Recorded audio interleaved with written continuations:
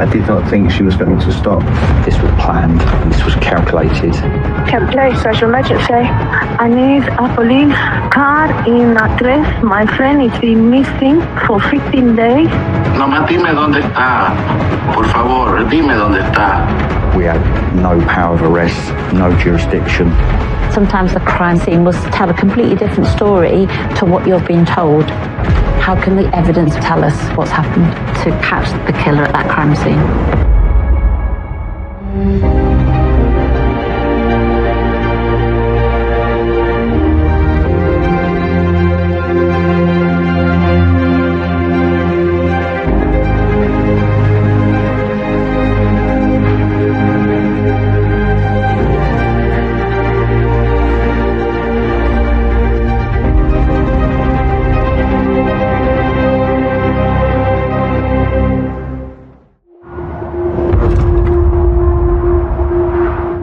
I come into work in the morning, I get a phone call from the on-call senior detective who has been overseeing quite an unusual case overnight.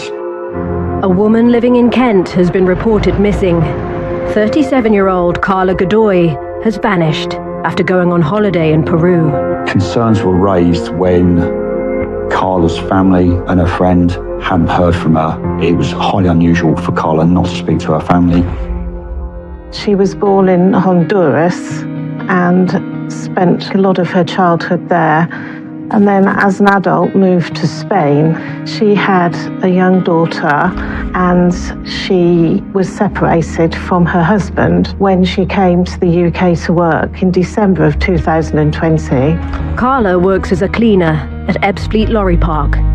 She fitted in really well, always speaking to people, very, very friendly, and she worked extremely hard. I think the aim was that she was going to work hard, save money, and send it back to Spain for the benefit of her daughter. Her daughter lives in Valencia with her dad. She would religiously call her daughter every day and speak to her. And there was just no contact from her at all. We contacted Interpol and asked that a missing person inquiry being started in Peru. A high-risk missing person comes with a lot of additional resources that are allocated to that. We need to find that person quickly. Investigators track Carla's movements. Carla flew to Valencia on the 12th of September, meeting her family for several days before travelling to Peru. So these were all flights that were booked, prepaid for. Then the plan was for Carla to return to Valencia on the 23rd of September. Her family last heard from her on the morning of the 23rd from Peru. Tía, gracias. Ya nos vemos ahí que el fin de semana yo me devuelvo y voy a estar ahí unos 3 días en Valencia.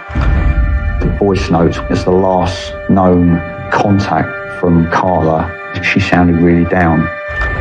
People who knew her described what a happy, jolly person she was. You can tell in the voice that she doesn't sound her usual happy self. Police investigating this really started to get concerned about Carla's whereabouts and what may have happened to her. Investigators learn Carla wasn't travelling alone. She was with her boyfriend, Jorge Garay. No one can get hold of him either. They were introduced by a friend of Carla's. Similar to Carla, moved to Spain first and then moved to the UK to work for the same cleaning company. After nearly 2 years of dating, Carla was travelling to Peru to meet Jorge's family for the first time. Garay was born in Peru. They went to Machu Picchu together, and then there were photographs that Carla was sending back to her family. A few days after these photos were taken, the couple disappears. Police find they share a flat in Dartford. They took out a joint tenancy on a flat together. I think one of Carla's friends thought that was a bit too soon, but they did, and they lived together. Sometimes police forces will go to a missing person's house to take samples, to look for evidence. You would have potentially looked for any intelligence as to where they might have gone to, any paperwork with any addresses, names, any contact numbers, or does it look like they're not a missing person and they're actually coming back later because there's food in the fridge? The flat was particularly sparse. There were hardly any items of clothing there, or furniture, or personal belongings, save for a couple of toothbrushes and a shower scrunchie, which we seized for DNA purposes. We also took some fingerprints of surfaces as well, again for identification purposes. It was clear to me that they were no longer residing there. Toothbrush is a good source of DNA because not many people share toothbrushes. So the majority of the DNA on the head area of this would be from the person who normally brushes their teeth with it. And this means that we can effectively get their DNA profile on record so that if they do turn up somewhere, we can identify them from that DNA. With no sign of the couple at home, their worried families desperately try to get hold of them. They really wanted to find out what had gone on here. Garay's family themselves, his mum even asking him what on earth has happened. Interpol examines the couple's passport data. Peruvian authorities confirm Carla has not left the country. There was just no reason why Carla would stay in Peru. The company she worked for had an app. You could log on and see what your duties were for a particular day. She last logged on at 8:30 Peru time on the 23rd of September. But Jorge Garay has travelled from Peru to Chile and Brazil before arriving at Heathrow Airport, alone. Jorge Garay returned to the UK on the 4th of October. It was clear something wasn't right.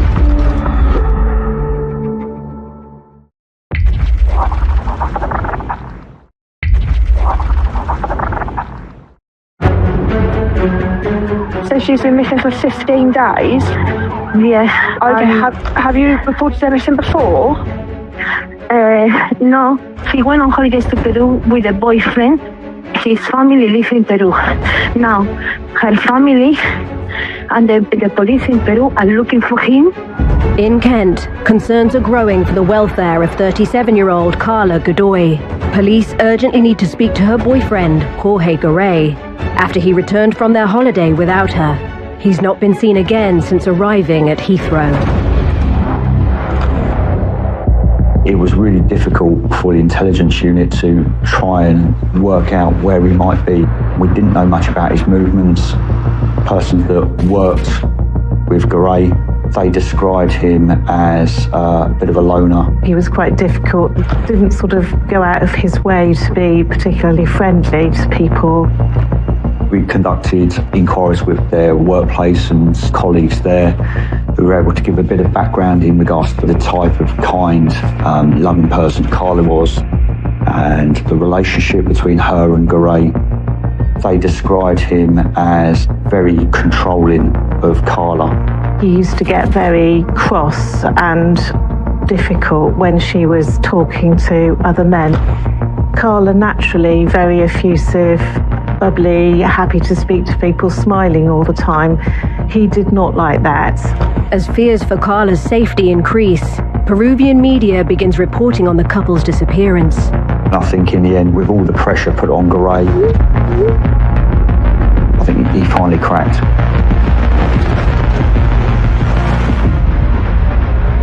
"20 days after Carla vanished, her brother reaches Garay on the phone. Yo siempre estaba ahí, yo siempre me apaciguaba, siempre me calmaba, siempre cedía, ¿sabes? Pero ella sí se ponía de los nervios. Este maldito tío siempre le ha hecho mucho daño a ella, le ha hecho mucho daño, le ha alterado todo, ¿sabes? Le ha alterado mucho a ella, ¿sabes? Sí. Yo no sé qué pasó, porque yo también me enteré, discutí con ella, nos pusimos en las manos. Maldita sea. No sé qué mierda me pasó en ese momento. Maldita sea la hora. Está muerta y nosotros perdimos a mi hermanita. Que nunca más la vamos a volver a ver. Pobrecita.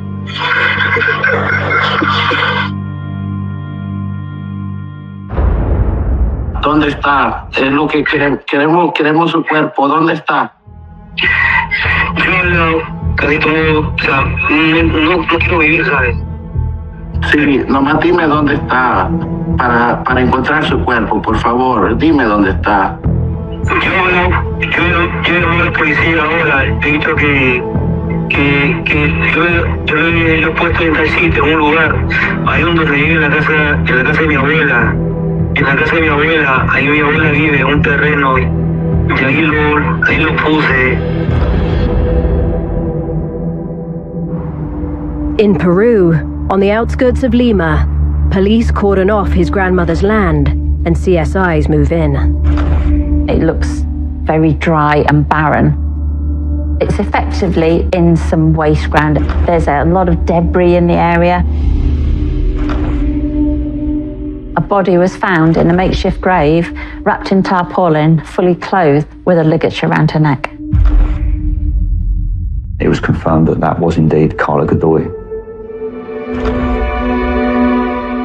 Carla was part of a large family. She had a lot of siblings, her aunts, her mother, and of course her daughter, who loved her very much. Although Carla and her husband were split up, it was clear when we met that he still cared a great deal for her. She was just a lovely, friendly young lady doing charity work for a local church. She worked hard for her family to try and make a better life for them. Carla no era una niña que no dejaba de llamarnos a nosotros. Ella muy trabajadora, una persona bien, muy linda persona ella. Entrégate, Jorge. No te queda otra opción, Jorge.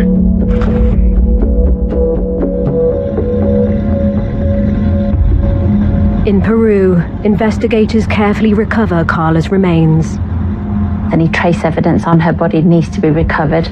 The cause of death needs to be identified. Weapons or tools that might have been used to inflict injuries or death on the individual need to be scrutinised and need to be recovered for potential forensic evidence. So the body in this kind of crime is really the most important evidence that you can have. It appears Carla was buried over a week ago. The ligature around her neck is determined to be a bungee cord. The bungee cord was tied tightly around the neck, which I would suggest means that it's been pulled.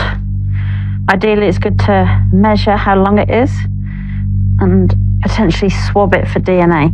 Bungee cords are elastic, so the length would increase. Probably the best thing to do would be measure the maximum length that the cord could be. So I'm going to look at the ends of the bungee cord for any DNA from the possible perpetrator. This hook would probably be held by the offender. So I'm going to swab round the hook to see if I can get any DNA on there. And then also I'm going to swab the actual fabric of the bungee cord, because that may well have been held by the offender too. It's really what we call speculative swabbing. You just have to take an educated guess as to where somebody might grab something. As forensics look to piece together how Carla died, police ramp up the search for Garay. There would be a lot of pressure on the police. Can we find out where their phone was last used? Can we get the cell data analysis done on their phone to find out who they've contacted? Phone data narrows his location to southeast London. But as the net tightens, the team hits a major setback. As Garay will be prosecuted in Peru, they need an extradition arrest warrant to bring him in. They have to submit a full extradition case, which I was told would take several weeks. That presented us with a real dilemma. We knew someone had murdered someone in another country, and ultimately it appeared we had no power of arrest, no jurisdiction. You have in the back of your mind, there is a killer on the streets of London. What happens if?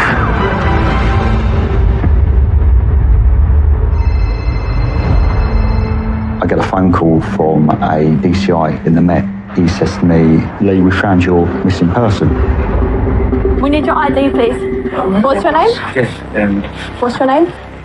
Please, yeah? Yeah. What is your name? Please, his English is like... What's his name? George. Garay was located at an address in Tottenham. Can you give him cuffs? Sure.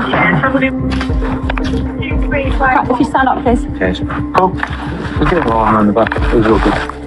Can you get inspector, please? Give him the words. He said, we've arrested him for coercive controlling behaviour. So you're under arrest. You do not have to say anything, but it may harm your defence if you do not mention when questioned something later on in court. What had happened is when Carla's friend reported her missing, she happened to mention in the call that Carla's family thought that Garay was controlling. Coercive control is something that we've really only recently started talking about.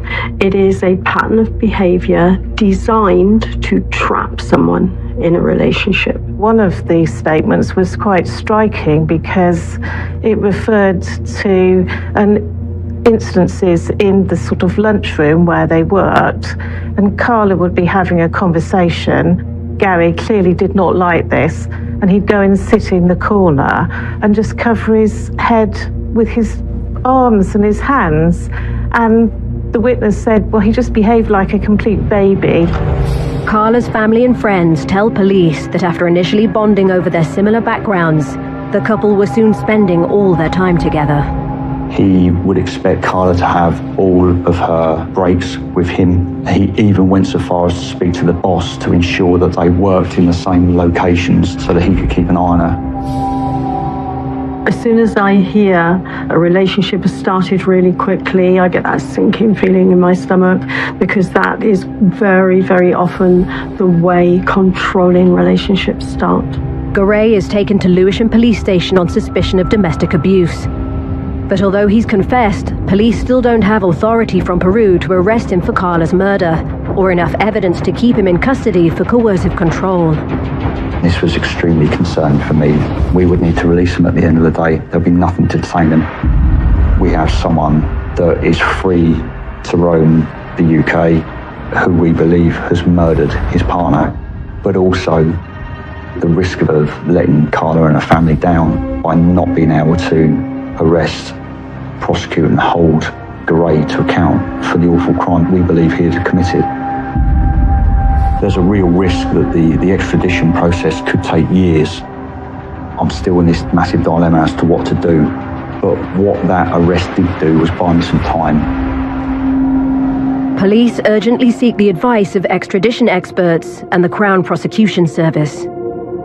We discussed a little-known piece of legislation which was relatively new, which is under Section 72 of the Domestic Abuse Act 2021.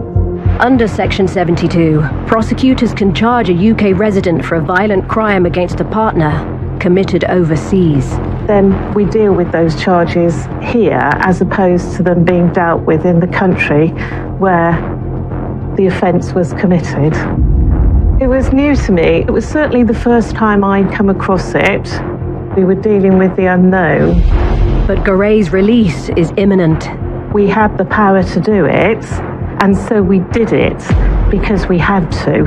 We've got a self-confessed killer. We couldn't leave this man on the streets of London. Garay is transported from Lewisham to Kent to be questioned. My first question is, why is Carla buried in your grandmother's plot of land in Lima, Peru? Garay was interviewed with a solicitor and with an interpreter, and he provided a prepared statement. He and Carla were up about 3 or 4 o'clock in the morning, and they were arguing. We'd been up late talking and drinking alcohol. Nos quedamos despiertos hasta tarde hablando y tomando licor. We'd recently been arguing about her ex-partner. The ex-partner has custody of Carla's 10-year-old daughter. This was causing Carla a lot of stress. She was suffering mentally because of this. She was mad and angry about it this evening. I could feel how stressed she was. In interview, he was quite calm, matter of fact. She had not told her ex-partner that she was in a relationship with me. She was concerned and believed that he would never let her have access or custody of her daughter. She was very upset, and I couldn't understand why she didn't just tell him we were together and happy. I told her to ignore him, not to let him spoil our holiday. I told her that she was shit, and at that point she slapped me hard in the face and was calling me the most hurtful names. That I was a piece of shit, and I had no right telling her what to do. That I'm no one. I slapped her back, but this made things much worse. She picked up a knife next to a fruit bowl on the table. She was lashing out at me, trying to slash me with this knife in an overhand motion. I put up my hands to defend myself. He described the knife as being 10 to 12 centimetres long, and he even showed on his left upper arm a cut as well. I shouted, "Shut up, shut up." I know that the knife had fallen from her hand. I was afraid she may grab it again. All of the time she was kicking and shouting horrible things at me. I can't remember what happened at this moment, not exactly. I thought she was going to kill me. Looking at the case on face value, a girl's been found buried, the offender's admitted to it. Looks a really simple case. In reality, it's not. He's looking to put forward a case of self-defence. I was really scared. I feared the worst. I did not think she was going to stop. But it just didn't sit right. It didn't sit right. All the information we were getting was that she wouldn't be someone that would use violence against someone. She didn't even swear. It was extremely unlikely that she would have picked up a knife and attacked Gray with it. I do not know what happened. Something crazy came over me. We need to find further evidence to prove that he's lying.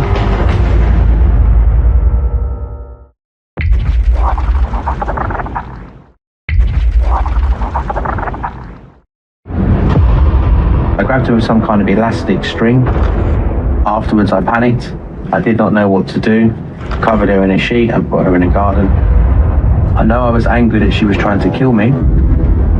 As an SIO, when you're investigating any murder, one of the most common defences that's going to be raised is self-defence. But we have to still prove it forensically and try and prove or disprove any aspect of his story. He said that he had taken Carla in cardboard boxes to the deposition site. His explanation was that he just waved somebody down in the streets who was driving a flatbed truck, who then helped him to transport the body of Carla. Now, as farcical as that sounded, that he flagged down a passing lorry with Carla in cardboard boxes, which just happened to take him to the deposition site, that's not enough to prove murder. We still have to prove it beyond reasonable doubt.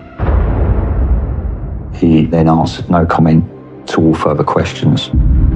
It's always challenging because the person that can give you the most evidence other than the suspect is sadly no longer.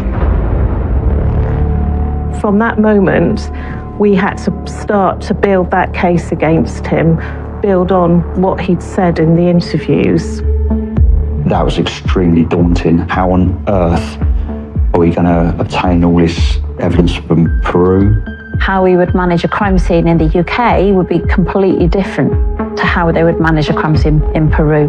We started making lists of things that we needed. We need to know what's been examined, how it's been examined, and what's actually been recovered from that scene. A post-mortem examination was conducted in Peru, and they found that the cause of death was strangulation. But we didn't have the full report. I was told photos hadn't been taken. In investigation terms, that creates a whole new level of problems, because Carla's body is effectively the most important bit of evidence that you have. It was recommended that we needed to transport Carla to the UK for a post-mortem by a certified Home Office pathologist. The National Crime Agency advised that I contacted Dr. Richard Lloyd from the University of Cambridge. I became involved in this case because of my experience in repatriating bodies around the world. So I was asked to advise on the best way to bring Carla back to the United Kingdom for a post-mortem examination. It's a very difficult situation when the body is 6,000 miles away. Commercial airlines insist on bodies being embalmed for reasons of hygiene. Embalming slows down decomposition, The problem with that is there is the risk that the embalming process can destroy very important forensic evidence, and it can create new false evidence that might be misinterpreted by a forensic pathologist as an injury, but which in fact is what we would call an embalming artifact. The team won't know if evidence has been lost until Carla's remains arrive back in the UK. In custody, Garay sticks to his statement. She slapped me hard in the face and was calling me the most hurtful names. I was a piece of shit and I had no right telling her what to do. That I'm no one. I couldn't understand why she didn't just tell him we were together and happy. He maintains his innocence because at the bottom of all of this, what he's actually feeling is that he's suffered an injustice. He feels he has been wronged by the victim. When a man kills his partner, very often it's about power, control, and sometimes men feeling humiliated or disempowered. Before they went to Peru, they flew to Valencia so that Carla could see her daughter, and they stayed at an hotel. And I think everybody describes it as being a very tense situation. The statements that we got from Carla's family revealed that Garay was being particularly controlling and aggressive to Carla whilst they were visiting the family. Garay was not only jealous of any contact that Carla had with any other men, particularly her husband, but even of speaking to her daughter. He expected her to be with him every possible opportunity. Carla's aunt tells police that just before leaving for Peru, Garay shouted at Carla about speaking to her ex on the phone about their daughter. Carla told her aunt he was a jealous man. I was absolutely convinced that this was not a case of self-defense. This was a vicious and brutal attack on a vulnerable female. But the team still needs to forensically prove Garay is lying about Carla attacking him. Despite the fact that he's confessed, actually he might be trying to kind of lead the police away from what's actually happened. If this kind of crime was to happen in England, we would immediately be thinking of several different hypotheses as to what might have happened at that scene. What does the science tell us? This clearly is a deposition site rather than an attack site.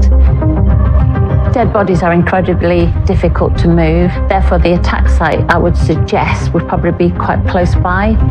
It becomes really important to try and identify where this attack site is. That becomes the priority now. Where was she killed and what other evidence might be at that crime scene?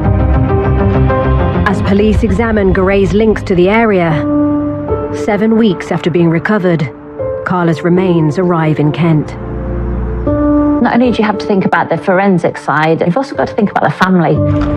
This is someone's loved one and has to be treated with respect. But for the family and the friends who are left behind, it's very important for them that they know the truth. On the day of the post-mortem, unfortunately, I couldn't attend, so I had COVID, but I sent my deputy SIO, and not long into the post-mortem, I received a phone call from him where he said, "Gav, you're not going to be happy." Carla's neck structure was missing, which was key to the investigation. It was very obvious that a very comprehensive post-mortem had been carried out in Peru, which had involved the removal of Carla's trachea, her windpipe. That's very standard post-mortem practice. Because this was a strangulation case, it's really important to preserve the neck area as much as possible for a pathologist in the UK to properly examine that area. They would like to see exactly how much pressure had been put on that person's neck and how badly the larynx was damaged. The pathologist also finds that due to being buried for several days, Carla's remains are badly decomposed. Extremely disappointing and frustrating. All sorts of questions going through my mind. How am I going to get justice for Carla's family and Carla? We had discussions about how we were going to build the case because we had really quite a thin file. Lee said, I think we need to go to Peru. Without actually being out there, you've got no control of what's happening. The SIO and the crime scene manager always go to the murder scenes. Peru was a country I'd never been to before. I don't think any of the team had been to before either. It was arid, dry, hot. It was the hottest month of the year. It was about 30 degrees. It was a particularly hairy time in Peru. I was made aware of riots, violent protests, police stations being firebombed, historic buildings in Lima being burned to the ground as well. It was certainly no holiday, put it that way. Led by D.I. Niels, a small team of investigators from Kent head to the deposition site on the city outskirts. Months on from the discovery of Carla's body, it's eerily quiet. It was probably the most desolate place I've ever been to. That looks like a hugely challenging scene. Examining a scene 2 or 3 months later, after it's already been examined by somebody else, is quite a difficult thing to do. If there's any trace evidence at that scene, any footprints, any tyre marks, it's just not going to be there. We took 360-degree photographs of the scene to create a virtual tour. It's really important for me, for the jury to have a visual representation of what that crime scene looks like. Finding few forensic opportunities at the scene, they head to the suspected attack site. The team have identified a house owned by Garay's family just over 3 miles away. His defence said that Garay had taken Carla to the deposition site by flagging down a passing lorry at his home address. So it was at that point that we believe that the murder did in fact happen there. Using Carla's last known contact with her family and cell site data, digital experts confirm she was in that area on the day she went missing. Tía, gracias. Ya nos vemos ahí que el fin de semana yo me devuelvo y voy a estar ahí unos 3 días en Valencia. The team cordons off the house. Our senior CSI took photographs of all rooms. When you have a statement from a suspect, it's really important to then look at the crime scene to see if that fits with what he said. She picked up a knife next to a fruit bowl on the table. She was lashing out at me, trying to slash me with this knife. He said that she held a knife and it was dropped to the floor. So where is that knife in that crime scene? We thought, well, if the scene's been left relatively undisturbed, we would like to photograph them, and actually we would have the knife presented in a box so that the jury, if necessary, can look at it. We found 5 knives. We had no idea whether any of them could have been used by Carla, but we seized them in any case.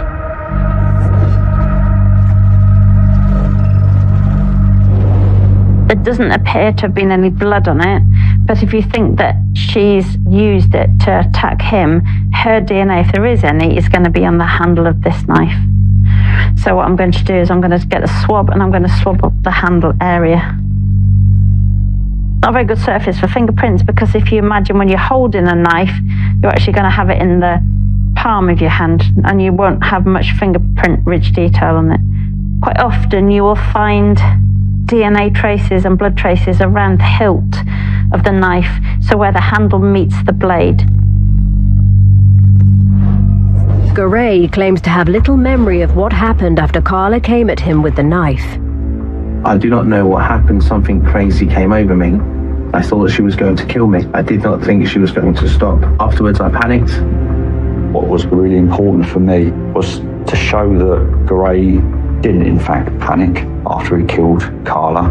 I can't remember what happened at this moment, not exactly. What I wanted to do was show that he knew exactly what he was doing in order to conceal Carla. D.I. Niels and his team retrace Garay's movements from the house to the deposition site. We used a GoPro to stick on the front of one of the cars. The journey was recorded as 16 minutes long. It started to become very apparent that this wasn't a case of panicking. this was planned and this was calculated. He needs to control the narrative because that's the only way that he's going to get away with it. But despite the mounting circumstantial evidence, the limited post-mortem and lack of photos of Carla's injuries puts the entire case at risk. From a crime scene perspective, it's all about preservation of evidence. If the evidence hasn't been preserved, you're not going to get the results, and you're not going to catch that killer at that crime scene. People are convicted on the basis of guilty beyond all reasonable doubt.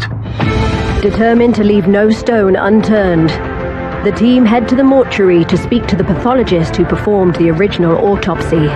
So the first question may answer a lot of my other questions. Were there any photographs taken of the post-mortem examination? And she started to explain that on this day there wasn't a photographer available. So I started to think to myself, well, at least I've asked the question. I've now confirmed there are no photographs. So she says, so I took the photographs and they're on this USB stick if you want to see them. And there's over 100 photographs of the post-mortem.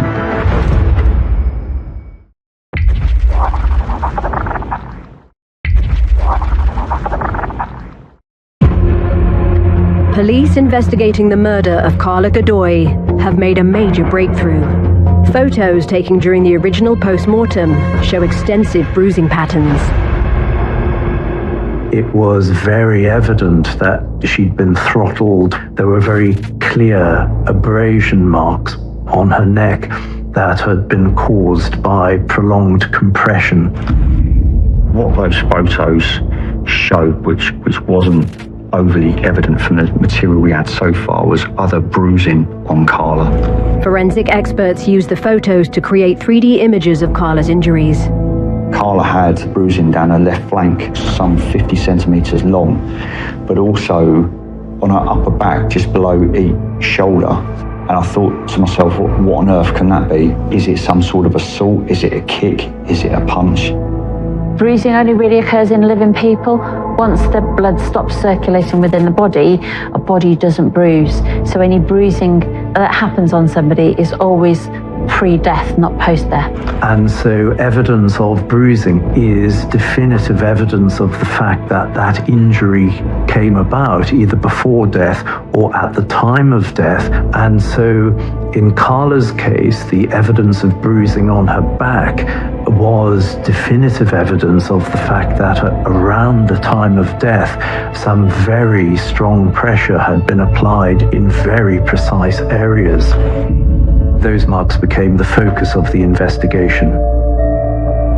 Their assessment was that the bruising had been caused because Carla had been face down on the ground with Garay on her back.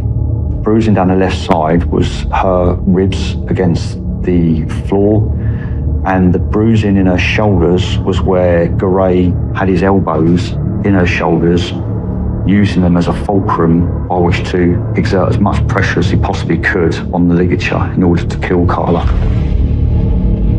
It only takes seconds for someone to lose consciousness after they've been strangled. Researchers said it would take approximately 1 minute or longer to actually kill somebody. So if you're acting in self-defense and you're going to strangle somebody, surely when they've lost consciousness, you'd stop strangling them, and therefore they wouldn't die. Why would I need to continue to apply pressure if the person who is attacking me is already completely unconscious and is presenting no threat whatsoever to me? The post-mortem photos also reveal another disturbing piece of evidence about Carla's neck injuries.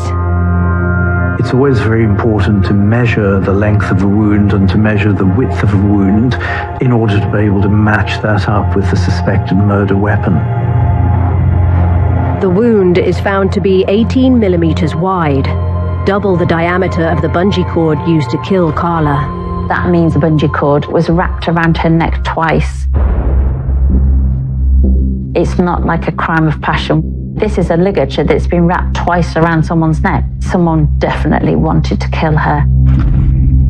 If you look at strangling somebody, you have to touch the person that you're killing. You might actually look into their eyes. You might see the life going out of them. You will feel directly responsible for their death in a very personal way.